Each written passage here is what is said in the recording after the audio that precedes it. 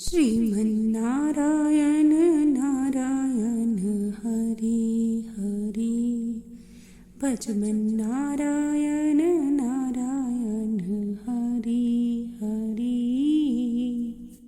क्या आपको पता है कि वह तिथि जल्द ही आने वाली है जब व्रत रखकर आप भगवान विष्णु का पूजन करके अपने जीवन में सफल हो सकते हैं। और क्या है वह तिथि? वह तिथि है सफला एकादशी। आइए जान लेते हैं सफला एकादशी व्रत कथा। किंतु शुरू करने से पहले कृपया चैनल को सब्सक्राइब करें, अधिकाधिक शेयर व लाइक करें और कमेंट बॉक्स में अवश्य लिखें जय हरि विष्णु। पौष मास, जो कि विष्णु जी की पूजा के लिए अत्यधिक महत्व महीना माना जाता है, उसके कृष्ण पक्ष की एकादशी तिथि सफला एकादशी के नाम से जानी जाती है। सफला एकादशी की विशेष महत्ता है। इस दिन व्रत रखकर आप अपने जीवन में सफलता हासिल कर सकते हैं। इस बार यह तिथि 26 दिसंबर को पड़ रही है। आइए जान लेते हैं सफला एकादशी व्रत कथा। महाराज युधिष्ठिर ने पूछा, हे जनार्दन, पौष कृष्ण एकादशी का क्या नाम है? उस दिन कौन से देवता का पूजन किया जाता है और उसकी क्या विधि है? कृपया मुझे बताएं। भक्त वत्सल भगवान श्री कृष्ण कहने लगे कि धर्मराज, मैं तुम्हारे स्नेह के कारण तुमसे कहता हूँ कि एकादशी व्रत के अतिरिक्त मैं अधिक से अधिक दक्षिणा पाने वाले यज्ञ से भी प्रसन्न नहीं होता हूँ। अतः इसे अत्यंत भक्ति और श्रद्धा से युक्त होकर करना चाहिए। हे राजन, द्वादशी युक्त पौष कृष्ण एकादशी का महात्म्य तुम एकाग्रचित होकर सुनो। इस एकादशी का नाम सफला एकादशी है। इस एकादशी के देवता श्री नारायण हैं। विधि पूर्वक इस व्रत को करना चाहिए। जिस प्रकार से नागों में शेषनाग, पक्षियों में गरुड़, सब ग्रहों में चंद्रमा, यज्ञों में अश्वमेध और देवताओं में भगवान विष्णु श्रेष्ठ हैं, उसी तरह सब व्रतों में एकादशी का व्रत श्रेष्ठ है। जो मनुष्य सदैव एकादशी का व्रत करते हैं वे मुझे परम प्रिय हैं। अब इस व्रत की विधि तुमसे कहता हूँ। मेरी पूजा के लिए ऋतु के अनुकूल फल, नारियल, नींबू, नैवेद्य आदि 16 वस्तुओं का संग्रह करें।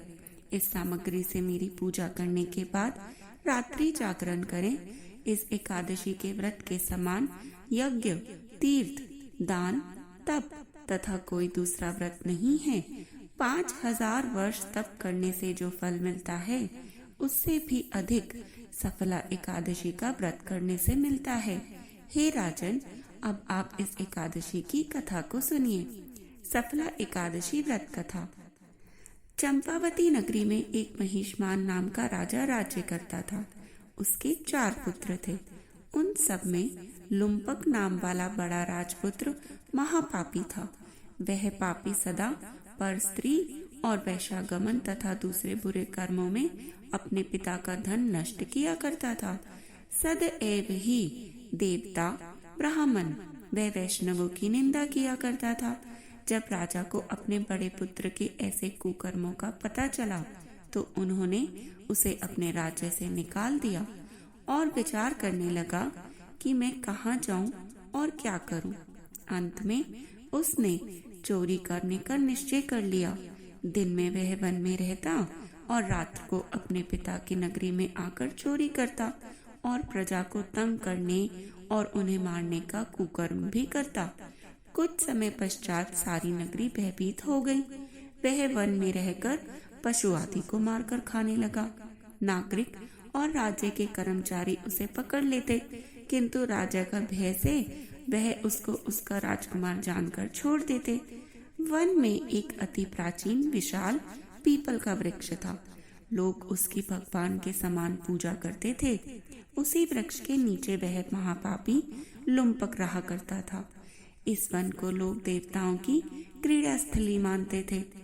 कुछ समय पश्चात पौष कृष्ण पक्ष की दशमी के दिन वह वस्त्रहीन होने के कारण शीत के चलते सारी रात्रि सो नहीं सका। उसके हाथ पैर भी अकड़ गए। सूर्य उदय होते होते वह मूर्छित हो गया। दूसरे दिन एकादशी को मध्याह्न के समय सूर्य की गर्मी पाकर उसकी मूर्छा दूर हुई। गिरता पड़ता वह भोजन की तलाश में निकल चला।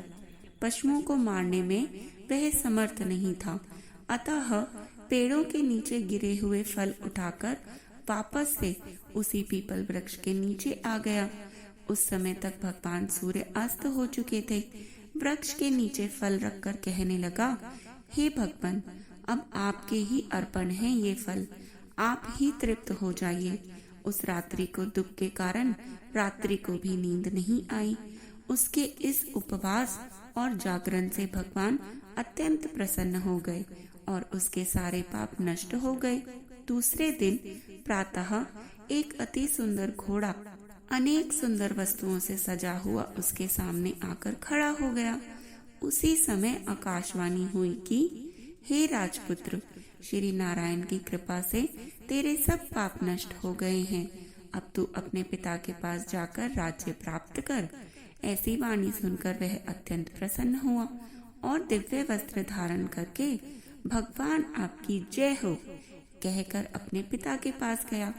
उसके पिता ने प्रसन्न होकर उसे समस्त राज्य का भार सौंप दिया और वन का रास्ता ले लिया।